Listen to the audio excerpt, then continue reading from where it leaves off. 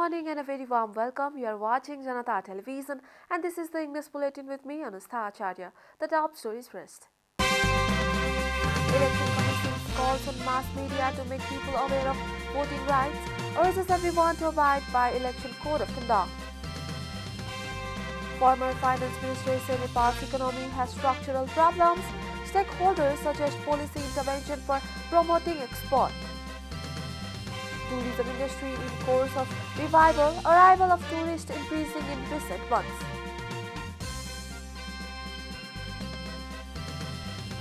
Putin tells the West to help end the war, suggests halting arms delivery to put pressure on Ukraine.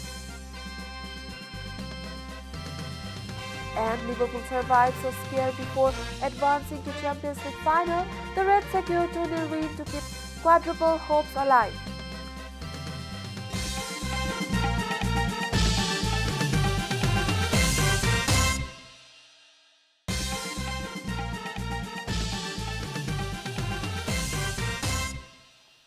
And now the news in detail. Chief Election Commissioner Dinesh Kumar Thapalia has urged the mass media to make the people aware of their voting rights by properly abiding by the Election Code of Conduct. He described the mass media as a strong bridge between the Election Commission, the political parties and the voters. He made such remark yesterday while addressing a program organized to launch the Code of Conduct prepared by Association of Community Radio Broadcaster Nepal for its member radio stations in the context of the May 13 local election.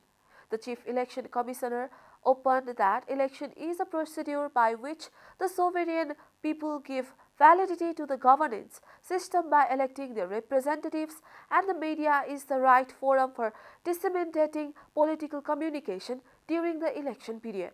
He expressed the belief that the Code of Conduct issued by the Election Commission and the Media Code of Conduct would be properly followed by the mass media, as it is an important guide for making the citizen aware about their right to choose their representatives. Finance Minister Janata Sharma has argued that disciplined and professional auditing was required for strengthening the country's economy. A report.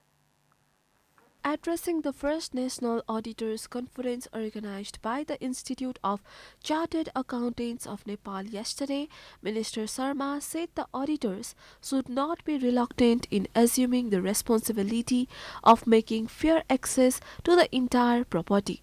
He urged the auditors to pay attention towards their profession, adding that slight gaps in the calculation will also severely impact the national economy. He added that auditing as a profession is a mirror to show the entire country's economy. High integrity, fairness and sense of responsibility is required in auditing process, the finance minister added. He was of the opinion that auditors' role was crucial to maintain fiscal discipline. The finance minister said the entire country's economic audit was needed to reduce poverty. He questioned why there is multidimensional poverty in the country and stressed on proper audit.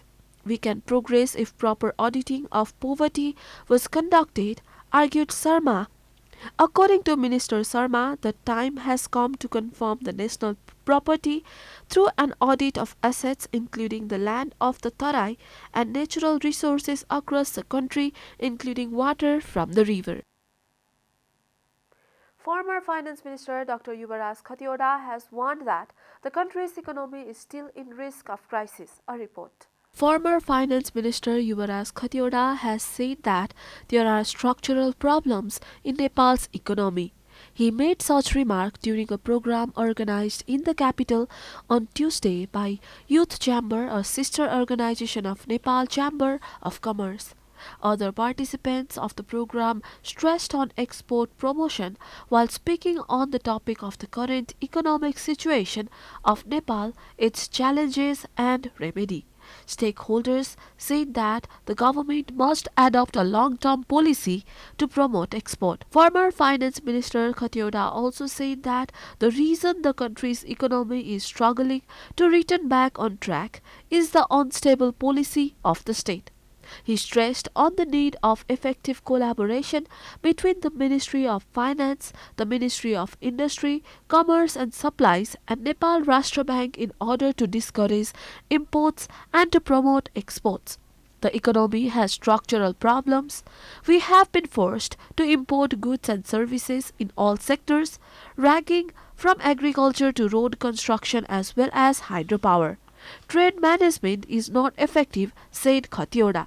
He suggested the government to adopt short-term as well as long-term policies to reduce imports and increase exports, stating that the country's economy still faces risk of falling into crisis. He urged the government to adopt cautionary measures. Khatioda stressed on the need to bring the real estate business under the purview of tax.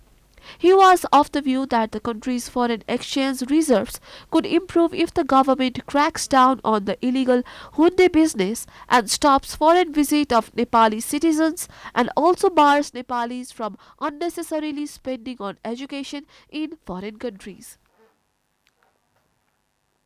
This is Janata Bulletin. We'll be right back after a short break.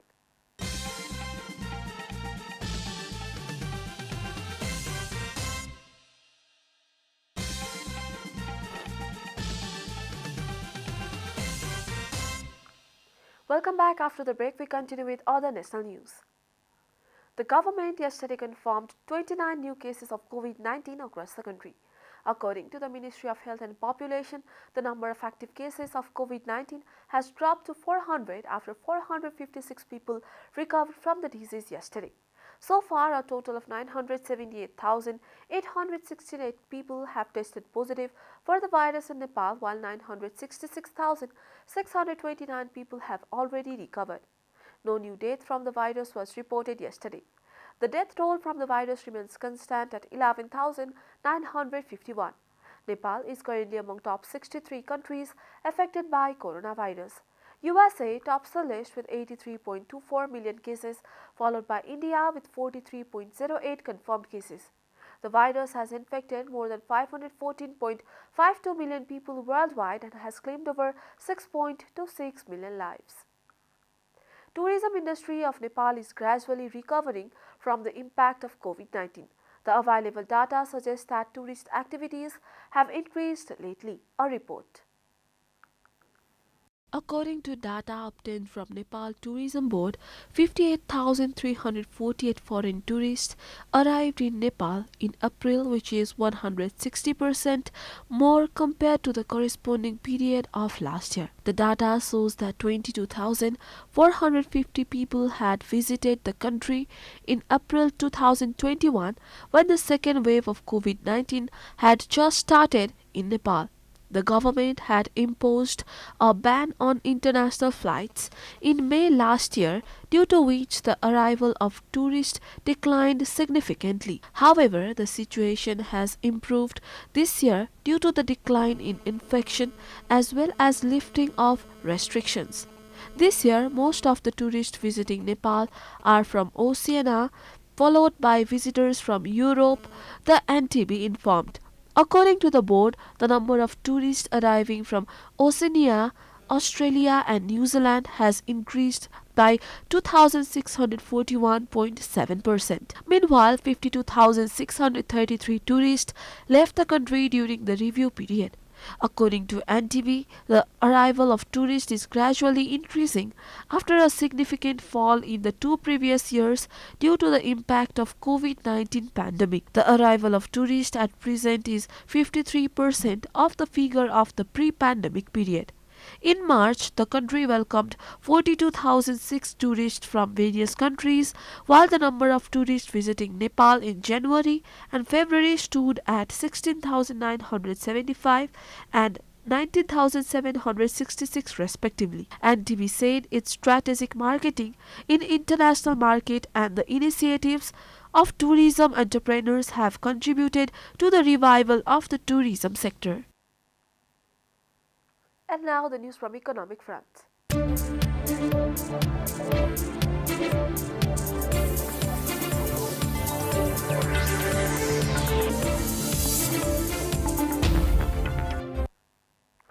international agencies have pledged financial assistance worth Rs 126.7 billion for Nepal in current fiscal year. Out of the total amount pledged by the international community, Rs 9.46 billion will be grant while the remaining 116.6 billion will be loan assistance. The financial assistance has been pledged by Japan, Switzerland, World Bank, Asian Development Bank, among other donor agencies, the Finance Ministry informed. The financial assistance from international community has been downsized due to the impact of COVID-19. Time for a short break here at Janata Bulletin. Stay tuned for international news.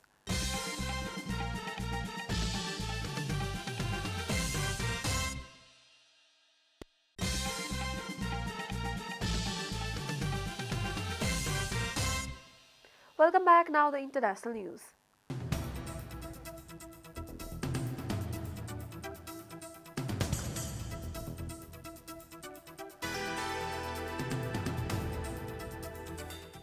Russian President Vladimir Putin has said the West could help in the war in Ukraine by putting more pressure on President Volodymyr Zelensky and halting arms deliveries to his forces. Mr. Putin was speaking in his first telephone talks in more than a month with French President Emmanuel Macron. The French leader again called for a ceasefire and for talks to end the war brought on by Russia's invasion. He asked Mr. Putin to allow further evacuations in the city of Mariupol. The city has seen some of the bitterest fighting of the war, and hundreds of civilians are believed to remain trapped under the rubble of a steelworks held by Ukrainian forces.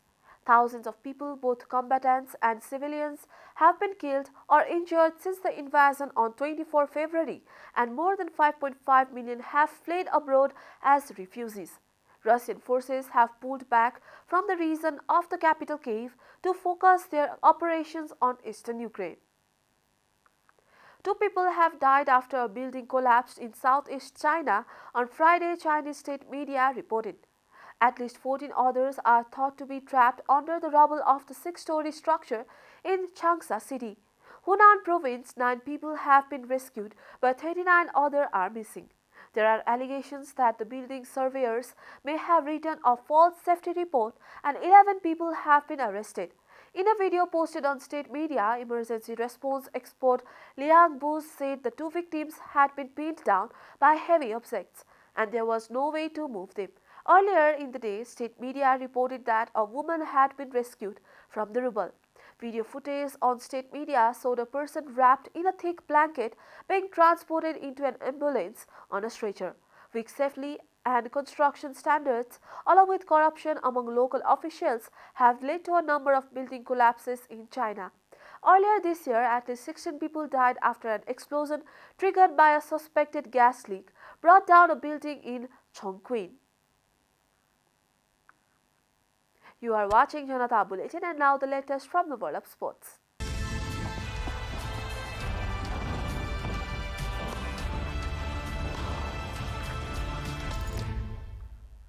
Liverpool survived a scare against Villarreal to move into the Champions League final and keep the hopes of winning an unprecedented quadruple alive. A report.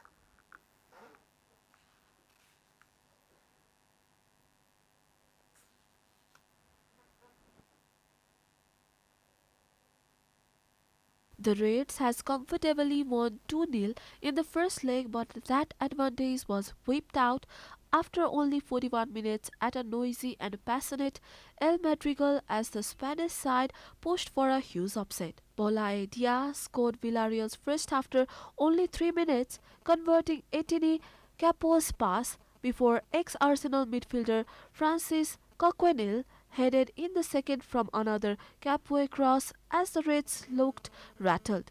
Liverpool's had to improve in the second half and Fabinho put them back in front on aggregate with a shot that went through the legs of Villarreal goalkeeper Geronimo Rulli. Luis Diaz, whose introduction at half-time changed the game after he replaced Diogo Jota, restored Liverpool's 2-goal aggregate advantage with a header at the back post.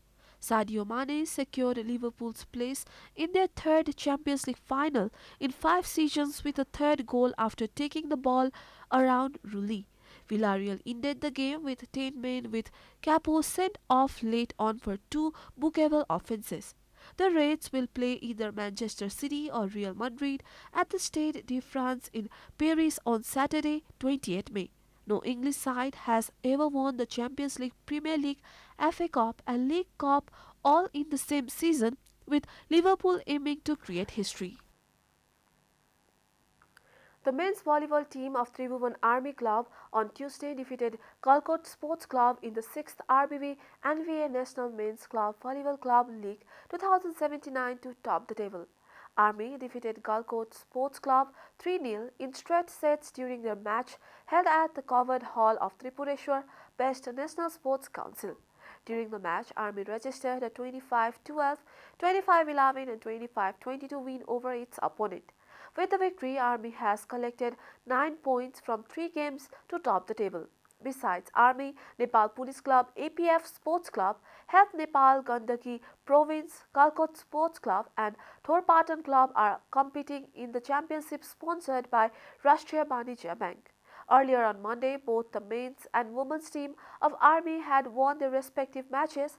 The men's team of Army had defeated Gandaki Province 25-19, 25-8, 25-19. Likewise, the women's team of Army had beaten Everest Volleyball Club 25-19, 25-7 and 25-18. We are at the end of Janata Bulletin and the headlines once again. Election Commission's calls on mass media to make people aware of voting rights urges everyone to abide by Election Code of Conduct. Former finance minister said Nepal's economy has structural problems. Stakeholders suggest policy intervention from promoting export. Tourism industry in course of revival. Arrival of tourists increasing in recent months. Putin tells the West to help end the war, suggests halting arms delivery to put pressure on Ukraine. And Liverpool survives a scare before advancing to Champions League final. The Reds secured 2-0 win to keep quadruple hopes alive.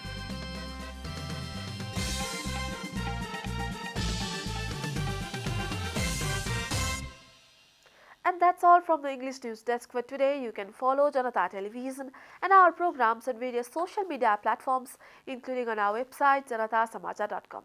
Keep watching Janata Television. Namaste.